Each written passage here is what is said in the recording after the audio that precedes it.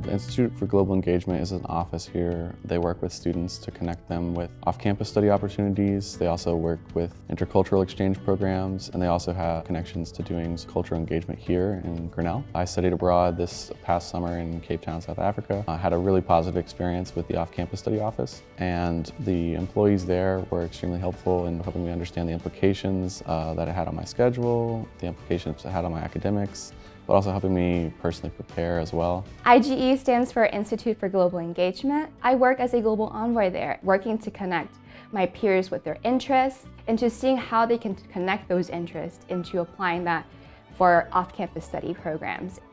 The Marcus Family Global Kitchen is a really new space here at Grinnell College, and it's really a place where you can come together, build community, and also learn why food is important to all aspects of life. That's the center of liberal arts. Being able to put a hands-on experience and apply those theories they learn is all about the global experience.